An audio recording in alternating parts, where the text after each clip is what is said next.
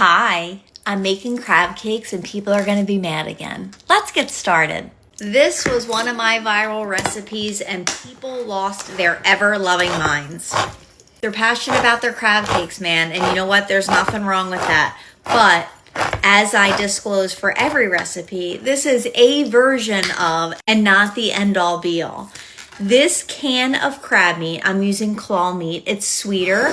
I initially, when I first made these crab cakes, I thought that Josh bought the wrong kind because I thought that you had to have the jumbo lump. Turns out the claw meat is way sweeter. You can obviously also do like a combo of lump and claw meat. You should do whatever you want. I'm going to go through here, pick through any shells that I feel. So I have 1 can of crab meat. This is not like tuna fish. This is not like on the shelf next to the tuna. This is in the seafood department. It's not cheap, but it is an alternative if you're not right by the water.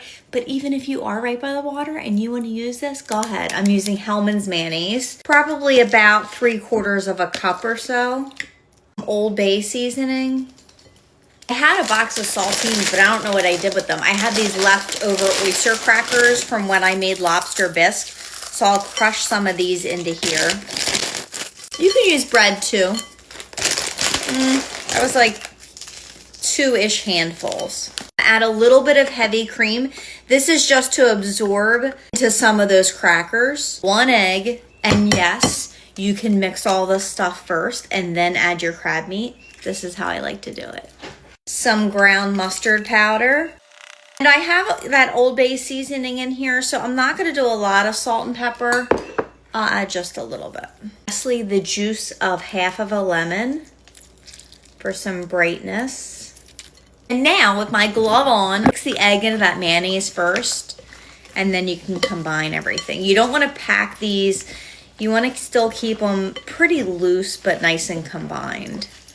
I want a little bit more of oyster crackers, I can tell. It's because you added the cream to it. I don't use any filler. You're not from Maryland. My family doesn't like. Listen, I've heard it all. When you have a video that's got millions of views, you have heard it all. You've heard everybody's commentary from their aunt and uncle and cousin who did it the best. These look great. I'm going to form them into patties. You should get 6 crab cakes out of these. Here's my 6 perfect crab cakes. I'm going to put these in the freezer at least an hour for them to set up, but these are going to stay in for a few hours until I'm ready to cook them for dinner. Got my crab cakes out of the freezer. This is a little bit of melted salted butter, and I go over the top of each one. Because the crab cakes are frozen, this is going to solidify like really quickly. I'm not really sure why I didn't put them on the pan first and then butter them, but it's fine. These are going in a preheated 375 degree oven. The last time I did them, I was far too high, and they just kind of out. So I'm going to do these at 375 for about a half an hour or so, and then I think I'm going to finish them off under the broiler. I just took them out and they look really, really, really good. I didn't even need to put them under the broiler. I am having my crab cake with some blistered shishito peppers. Need a homemade tartar sauce to go with my crab cake. Let's have a taste. If you didn't catch on the video, you can absolutely do these in the air fryer. They're actually phenomenal in the air fryer, but you know we got rid of our air fryer, so.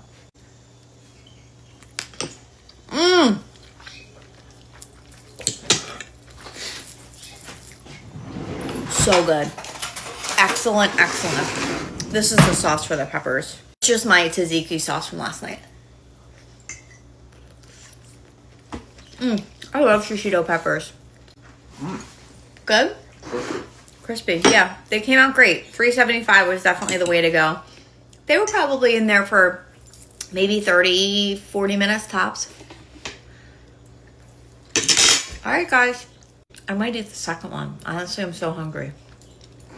All right, bye.